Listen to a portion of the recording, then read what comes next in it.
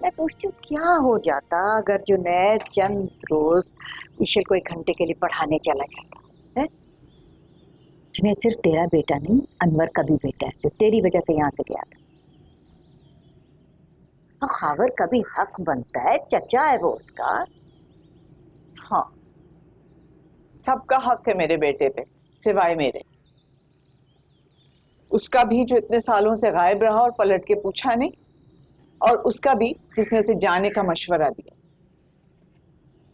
किसने जाने का मशवरा दिया था? सब पता है आपको अम्मा।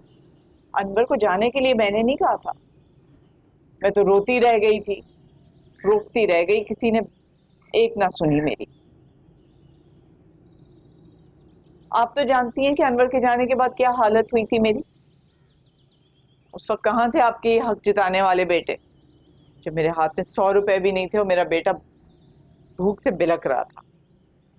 दर बदर मैंने ठोकरें खाई हैं मदद मांगने के लिए, उधार मांगने के लिए। कहाँ थे उस वक्त खावर और अनवर? तो खावर ने कई दफा मदद करने की कोशिश की है, तू हमेशा उसके मुंह पर पैसे मार देती है। क्यों उससे मदद लेती जिसने मदद मांगने पे मजबूर किया? लोगों का भला हो कि मुझे मशवरा दिया उन्होंने कि मैं अपना काम शुरू करूं, अपने पैरों पे तो खड़ी हो गई ना कम से कम। जिस तरह मैंने अपने बेटों को पाला है मैं जानती हूँ, आप भी जानती हैं। याद है आपको कौन कौन सा ताना नहीं मैंने सुना, कितनी उंगलियां उठी मेरे किरदार पे। जब मेरे किरदार पे सवाल उठते थे तो मेरे साथ खड़े होने के बजाय आप उनके साथ खड़ी हो जाती थी। याद है? हाँ याद है, और ये भी याद है कि तू रोकर सच्ची बन जाती थी और मैं चुप रह के हमेशा झूठी पड़ जाती थी।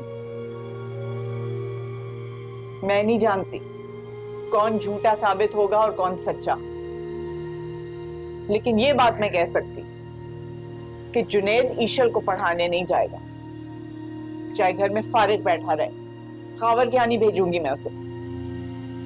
बस मैं इस मौजू पे और बात नहीं करना चाहती। बड़ी जिद्दी है भाई तू, ढीठ कहीं की, अड़ जाए किसी चीज पे।